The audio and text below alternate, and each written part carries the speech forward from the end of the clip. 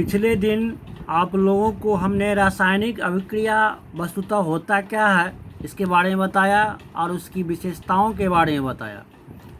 और आज आप लोगों को रासायनिक अभिक्रिया कितने प्रकार के वस्तुतः होते हैं उनके बारे में बताएंगे और प्रयास रखेंगे कि इन अभिक्रियाओं को रिएक्शन के रूप में दर्शाते हुए मैं उनकी परिभाषाओं को रख रहा हूँ, जिसे आप गौर से सुनेंगे तो थोड़ा समझ में आएगी कि वस्तुतः जो इसके अभिक्रिया का जो प्रकार है या भेद है वह कैसे कैसे कौन सा रूप कैसे क्या हो जाता है, तो उसका नाम किस तरह से हो जाता है। तो चलिए आइए देखिए क्या कि रासायनिक अभिक्रिया कितने प्रकार के हैं। तो रासायनिक अभिक्रिया वस्तुतः आप देख रहे हैं, मैंने यहाँ कितना लिखा 6। तो 6 में कौन कौन है, तो पहला कहता है हम संयोजन, दूसरा कहता है हम वियोजन है, तीसरा कहता है हम विस्थापन है, चौथा कहता है हम उभय उपघटन है, और पांचवा जो कहता है वह ऊष्माक्षेपी एवं ऊष्माशोषी भी है, छठा कहता है ऑक्सीकरण और अवकरण भी है। तो हम सबसे पहले अभी बताने जा रहे हैं संयोजन अभिक्रिया की बात करेंगे हम। तो संयोजन अभिक्रिया वस्तुतः होता क्या है, तो संयोजन अभिक्रिया कहता है कि हम जब दो या दो से अधिक पदार्थ आपस में मिलेंगे तो आपस में संयोग करके केवल एक ही नया पदार्थ बनाएंगे, तो वह क्या कहलाएगा, संयोजन अभिक्रिया कहलाएगा। संयोजन अभिक्रिया कहलाएगा। ध्यान दीजिएगा, फिर मैं बोल रहा हूँ कि जब दो या दो से अधिक, तो दो में हम क्या लेते हैं, जैसे है एक कार्बन को लेते हैं। किसको लेते हैं, कार्बन। कार्बन का संकेत C होता है। अगर हमने कार्बन को क्या किया कि ऑक्सीजन की उपस्थिति में, किसकी उपस्थिति में, ऑक्सीजन की उपस्थिति में क्या करते हैं, तो जलाते हैं। क्या करते हैं, जलाते हैं। तो जलाने पर क्या बनता है, CO2 यानी कार्बन डाइऑक्साइड गैस बन जाती है। यानी क्या यह हुआ कि कार्बन एक अलग पदार्थ हो गया और ऑक्सीजन भी अलग पदार्थ हुआ। दोनों मिल करके क्या किया, एक ही नए पदार्थ का निर्माण किया। अब इसमें देखिए, कार्बन का जो गुणधर्म है या ऑक्सीजन का जो गुणधर्म है, क्या ये दोनों इससे मिलेंगे, कदापि नहीं मिलेंगे, बिल्कुल भिन्न होंगे।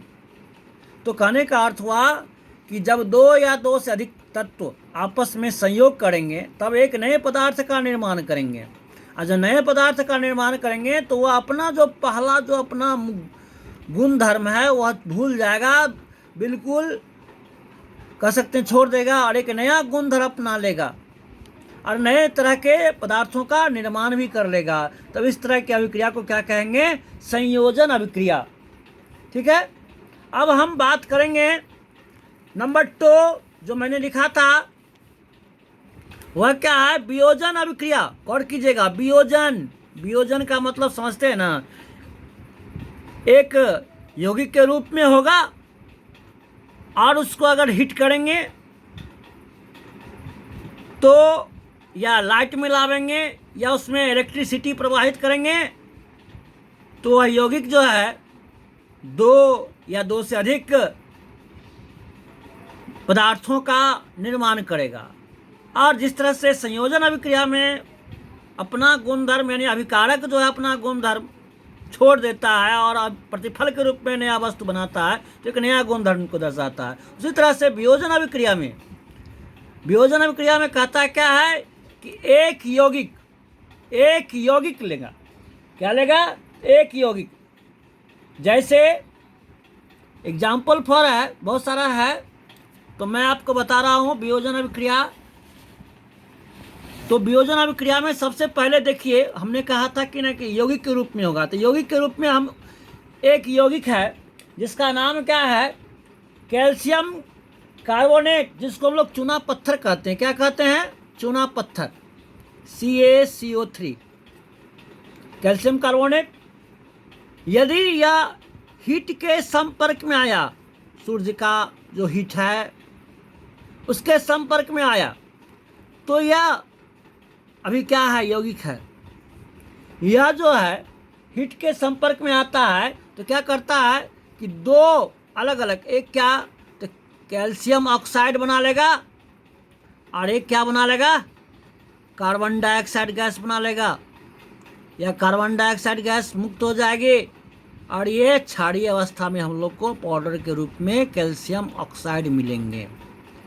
तो वियोजन क्या कहा कि यौगिक हैं, हीट के संपर्क में आए, क्या हुआ, हम दो भागों में बट गए। इसी तरह से और भी है कि वियोजन में तीन भी बनता है। जैसे एग्जाम्पल फॉर मैं दिखा रहा हूँ कि सोडियम बाइकार्बोनेट टू NaHCO3, ये सोडियम बाइकार्बोनेट है।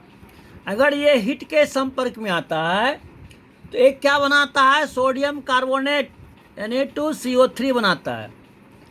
एक बनाता है क्या, तो कार्बन डाइऑक्साइड भी गैस बनाती है और जल जो होगा वह वाष्प के रूप में होगा, दिखाई देगा। इस तरह से यहाँ पर क्या देखें कि एक यौगिक था, उष्मा के प्रभाव में आया, वियोजित मीन्स विखंडित हुआ और तीन भागों में बट गया, 1 2 3। यहाँ क्या देखें कि एक यौगिक के रूप में था, वह दो भागों में बट गया, ऑलवेज वियोजन को यह प्रूव कर दिया। इस तरह से देखिए अब विद्युत धारा प्रवाहित करने पर, विद्युत धारा प्रवाहित करने पर हम बात करेंगे।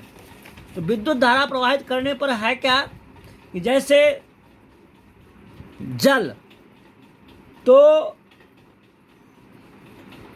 हम लिखते हैं 2H2O, जल, ये जल है।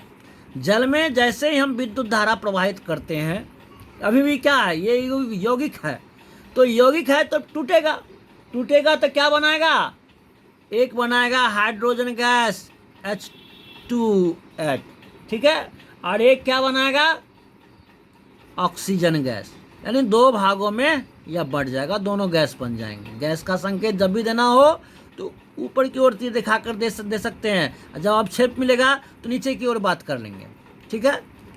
तो विद्युत वियोजन भी क्या, विद्युत वियोजन भी दिखा दिया कि हम यौगिक थे और विखंडित होकर दो अलग अलग भागों में बट गए। इसी तरह से अगर लाइट में अगर आता है तो लाइट में आने पर यौगिक क्या करता है, जैसे आप लोग देखे होंगे कि सिल्वर ब्रोमाइड, जिसका प्रयोग प्रायः फोटोग्राफी के समय में होता है, तो सिल्वर ब्रोमाइड AgB ब्रोमीन, यानी सिल्वर ब्रोमाइड, ये हो क्या हो गया, सिल्वर ब्रोमाइड यौगिक है ये। अब यह किसके संपर्क में आया, लाइट के संपर्क में। जब धोता है ना, कैमरा में जो लगा होता है रील वगैरह धोता है तो उसमें लाइट का प्रयोग होता है। तो जैसे ही लाइट के संपर्क में आता है तो होता क्या है कि सिल्वर अलग हो जाता है और ब्रोमीन भी अलग हो जाता है। तो सिल्वर हो गया ये सिल्वर Ag, और ब्रोमीन इससे अलग होगा। अब ब्रोमीन जो अलग होगा तो गैसीय रूप में बदल जाएगा और ये प्लेट पर, यानी कि फोटोग्राफी का जो प्लेट होता है उस पर यह भाग रह जाता है, जिसके कारण हम लोग को वह तस्वीर जो है देखने में बनती रहती है। इस तरह से वियोजन अभिक्रिया तीन रूपों में दर्शाता है कि हीट के संपर्क में आएंगे तो भी होगा, यदि हमारे अंदर कोई इलेक्ट्रिसिटी प्रवाहित करे तो भी हम वियोजन कर सकते हैं, यदि लाइट के संपर्क में आएंगे तो भी वियोजन कर सकते हैं। तो वियोजन अभिक्रिया हो गया। अब हम बात करते हैं विस्थापन अभिक्रिया। देखिए विस्थापन में क्या कहता है, थोड़ा सुनेंगे। विस्थापन कहता है कि हम दो अलग अलग तरह के पदार्थ मिलेंगे और मिलने के बाद दो ही तरह के पदार्थों का निर्माण करेंगे, और इस क्रम में यदि रंग है, थोड़ा विशेषता पर गौर कीजिएगा, रंग वाले बताए थे हम, तो रंग जो है वह परिवर्तित हो जाएगा। जैसे देखिए विस्थापन है, तो विस्थापन में देखिए गौर कीजिए, एक है जिंक और दूसरा है कॉपर सल्फेट CuSO4। तो जिंक का रंग कैसा होता है देखे होंगे, थोड़ा सा भूरा कलर जैसा, या क्या कह सकते हैं मटमैला जैसा नजर आता होगा जिंक, ठीक है। ये कॉपर बिल्कुल लाल जैसा है। अब देखिए इसमें होता क्या है, विस्थापित हो जाएगा। क्यों?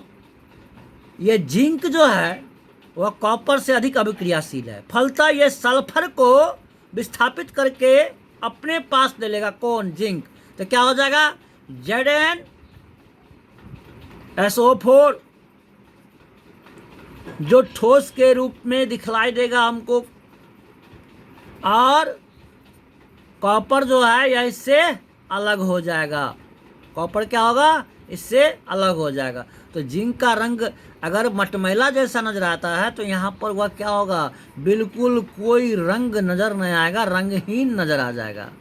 यह जिंक सल्फेट क्या हो जाएगा, रंगहीन। तो विस्थापन, विस्थापन मीन्स क्या, दो तत्व आपस में करेंगे संयोग और एक दूसरे पर विस्थापित कर लेंगे। मैं थोड़ा एक और उदाहरण दिखा रहा हूँ, ठीक है, थोड़ा उस पर भी देखेंगे, गौर करेंगे कि किस तरह से ये जो है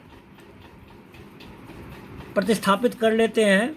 जैसे है देखिए, एक और दिखा रहा हूँ, जैसे है कॉपर,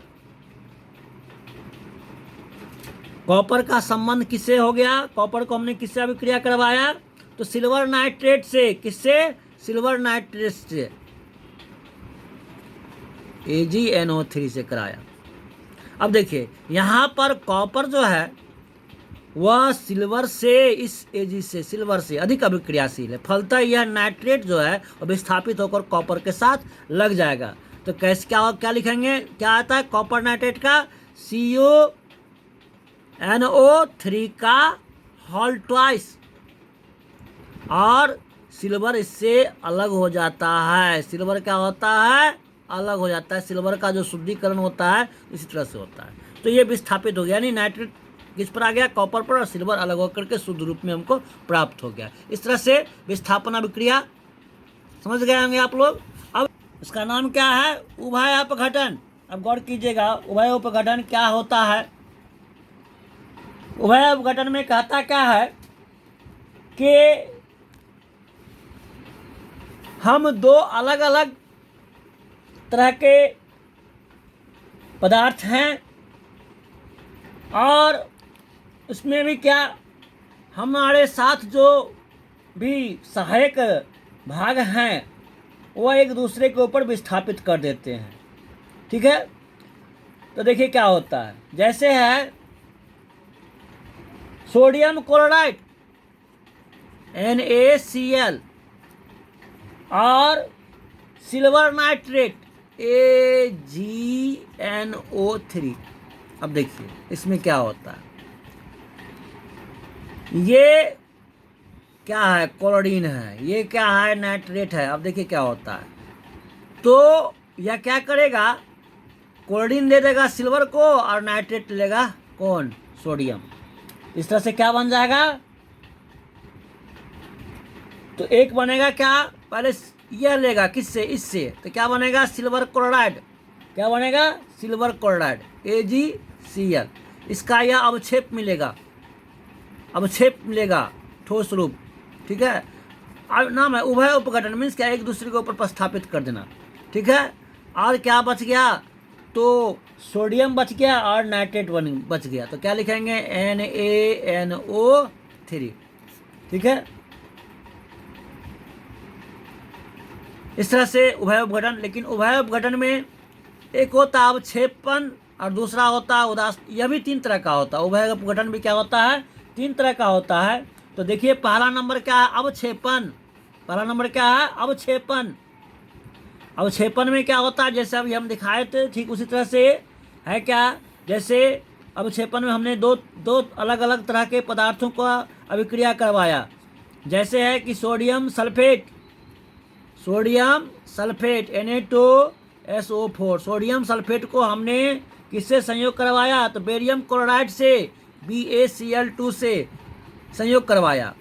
संयोग करवाने के बाद क्या हुआ, तो ठीक जैसे अभी उपगठन को बताए थे वैसे ही क्या होगा कि बेरियम जो है वह सल्फेट को अपने साथ ले लेगा और सोडियम जो है वो क्लोरीन को अपने साथ ले लेगा। इस तरह से क्या हो जाएगा, और कीजिए। तो बेरियम ने क्या किया, पहले बेरियम सोडियम से अधिक अभिक्रियाशील है इसलिए बेरियम पहले आ जाएगा।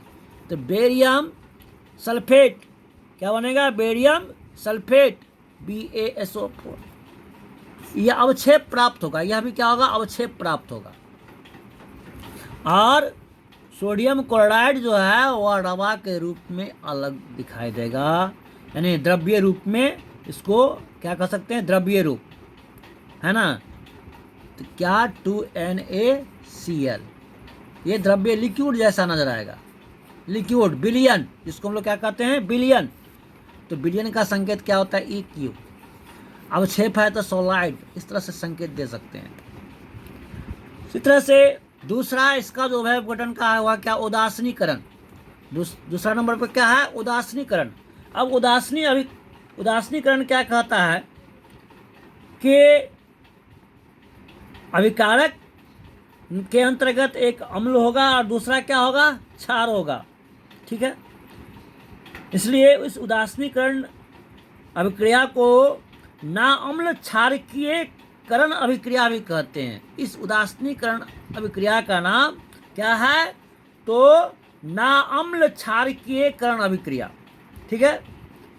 क्यों भाई, क्योंकि इसमें जो अभिकारक के रूप में भाग लेने वाले जो हैं, एक अम्ल होता है और दूसरा क्या होता है, क्षार होता है। इसलिए इसका नाम था ना अम्ल, क्या था, ना अम्ल क्षारीय करण अभिक्रिया। तो देखिए कैसे, जैसे अम्ल के रूप में एक है हाइड्रोक्लोरिक अम्ल HCl, और क्षार के रूप में हमने क्या लिया, सोडियम हाइड्रोक्साइड NaOH। देखिए यहाँ अम्ल है और ये क्षार है। अब क्या होगा, तो इसमें HCl के साथ, यानी कि ये क्लोरीन जो है वह किसके साथ, सोडियम के साथ संयुक्त हो जाएंगे। तो क्या बन जाएगा, सोडियम क्लोराइड। क्या बन जाएगा, सोडियम क्लोराइड NaCl।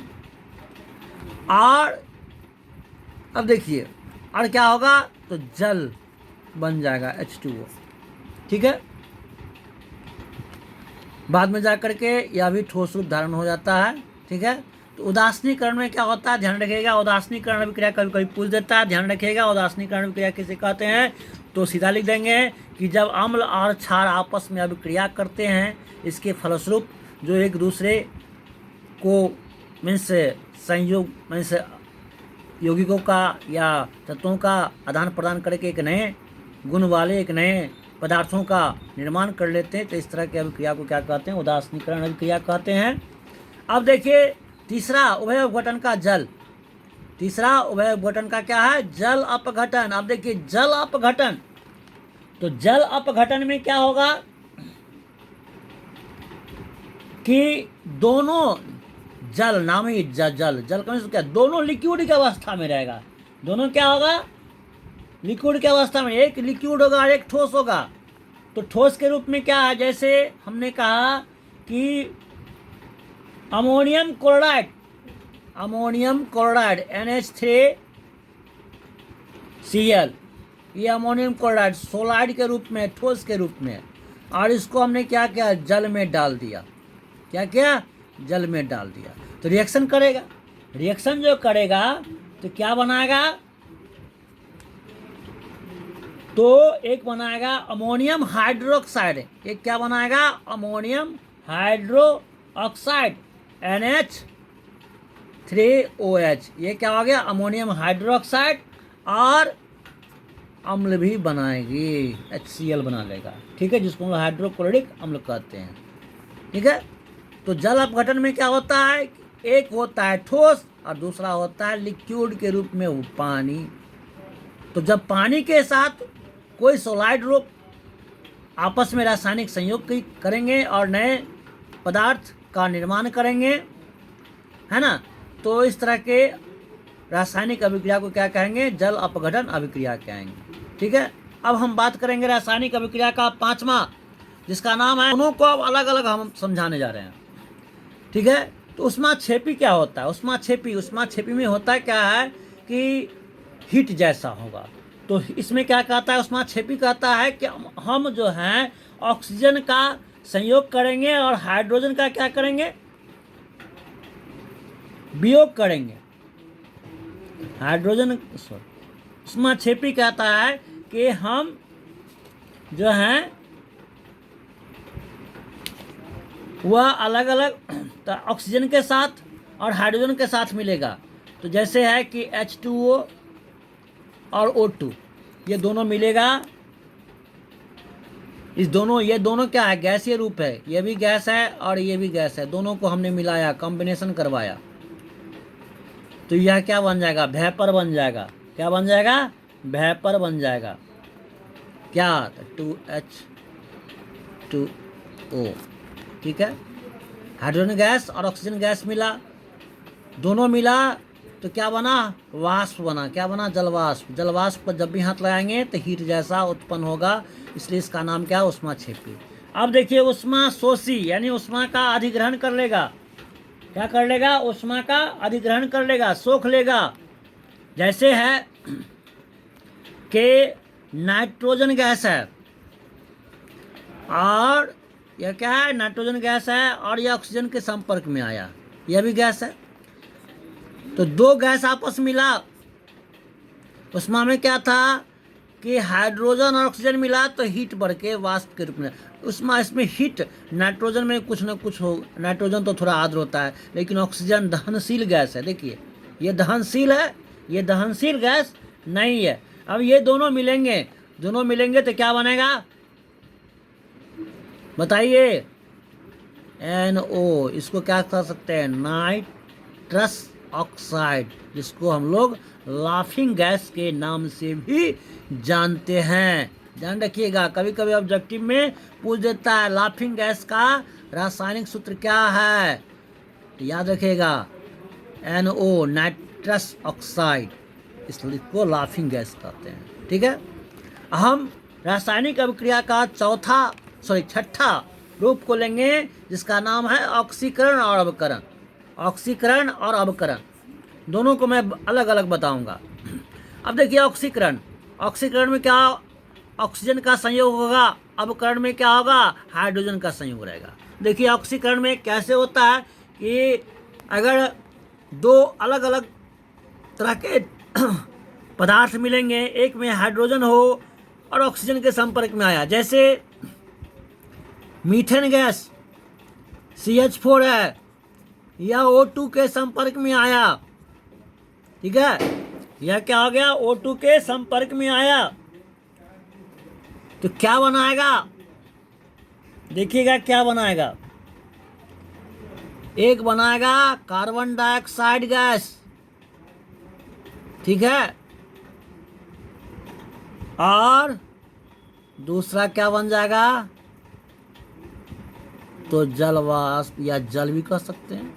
ठीक है, तो अब देखिए, यहाँ पर हाइड्रोजन को कार्बन ने, यहाँ ध्यान दीजिए, कार्बन मेन क्या था? मीथेन था। मीथेन के साथ क्या था? हाइड्रोजन जुड़ा हुआ था। इसने कहा कि नहीं, हम जो है हाइड्रोजन को अलग कर देंगे, ऑक्सीजन को अपने साथ ले लेंगे। फलता जैसे ही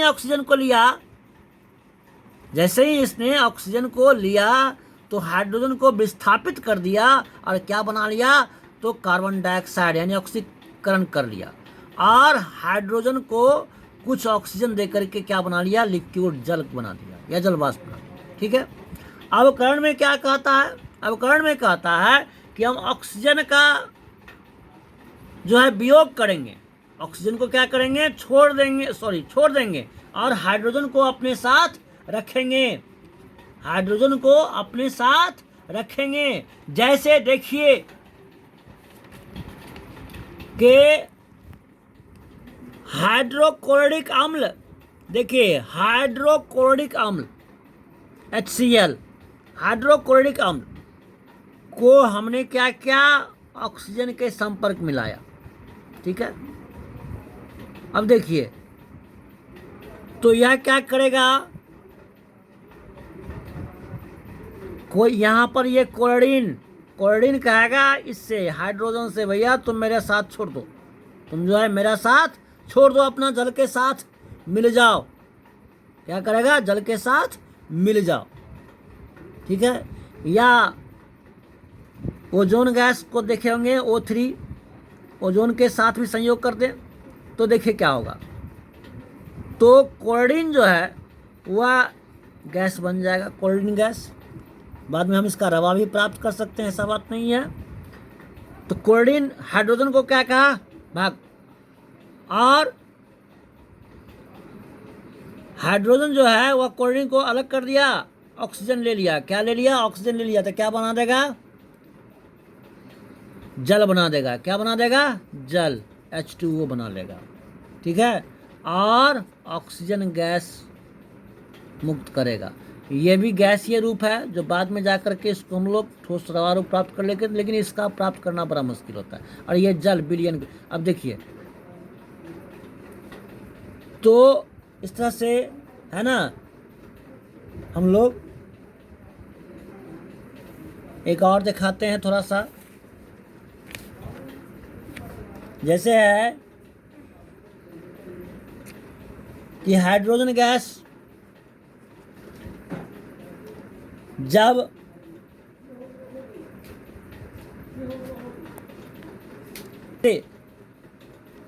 C2H4 से मिलेगा। ठीक है। इसमें कहीं भी ऑक्सीजन नहीं है, तो इसका मतलब ऑलरेडी अवकरण का रूप धारण कर लिया कि ऑक्सीजन का त्याग, हाइड्रोजन का संयोग, तो क्या बना लेगा? एथिलीन बना लेगा। क्या बना लेगा? एथिलीन। एथिलीन का सूत्र क्या होता है? C2, हाइड्रोजन का हो गया 6 गो। ठीक है। तो एथिलीन का अवकरण हमको प्राप्त होता है। अब देखिए, इसमें इस ऑक्सीकरण अवकरण का एक महत्वपूर्ण क्वेश्चन बनता है, रेडॉक्स अभिक्रिया किसे कहते हैं? तो रेडॉक्स अभिक्रिया ध्यान रखिएगा, वैसी रासायनिक अभिक्रिया जिसमें ऑक्सीकरण और अवकरण दोनों एक साथ होंगे। ऑक्सीकरण और अवकरण दोनों क्या होंगे? एक साथ होंगे। तो इस तरह के, है ना, यानी हाइड्रोजन और ऑक्सीजन दोनों एक साथ मिल जाएगा तो वह क्या कहलाएगा? रेडॉक्स कहलाएगा। वह क्या कहलाएगा? रेडॉक्स। यानी ऑक्सीकरण भी हुआ और अवकरण भी हो गया। तो देखिए, जैसे कि कॉपर ऑक्साइड और हाइड्रोजन गैस आपस में मिला। ठीक है। अब देखिए, ये ऑक्सीजन है यहाँ और ये हाइड्रोजन, ये दोनों आपस में मिल जाएगा, संयोग कर लेगा और कॉपर को हटा देगा। तो कहने का अर्थ हुआ कि ऑक्सीकरण और अवकरण दोनों साथ साथ होता हो तभी वह क्या कहलाएगा? रेडॉक्स। तो क्या बन गया? कॉपर अलग हो गया और ये जल मिल गया। ठीक है। तो कहने का अर्थ हुआ कि वैसी रासायनिक अभिक्रिया जिसमें ऑक्सीकरण और अवकरण दोनों एक साथ होती हो, तो उस तरह के रासायनिक अभिक्रिया को क्या कहते हैं? रेडॉक्स अभिक्रिया। कभी कभी ये 2 अंक में क्वेश्चन पूछ भी देता है। और उसी का ठीक ऑपोजिट होता है नॉन रेडॉक्स। उसी का ठीक ऑपोजिट क्या होता है? Non redox. नॉन रेडॉक्स में क्या होता है? नॉन रेडॉक्स कहता क्या है कि हम ऑक्सीकरण तो करेंगे लेकिन अवकरण नहीं करेंगे। ऑक्सीकरण तो करेंगे लेकिन अवकरण नहीं करेंगे। इस तरह का जो रासायनिक अभिक्रिया होगा वह वस्तुतः क्या कहलाएगा? नॉन रेडॉक्स अभिक्रिया। वह क्या कहलाएगा? Non redox. यानी ऑक्सीकृत हो सकते हैं लेकिन हम अवकरण मीन्स क्या? हाइड्रोजन के साथ नहीं रहेंगे। ठीक है। अब देखिए क्या होता है। जैसे तांबा, देखिएगा तांबा, और तांबा के बर्तन को अगर हम अपने घरों के अंदर रखते हैं तो निश्चित है कि उसको जलवाष्प से संपर्क होगा, यानी कि H2O से संपर्क होगा ही, या इसको ऐसे 2H2O लगा सकते हैं।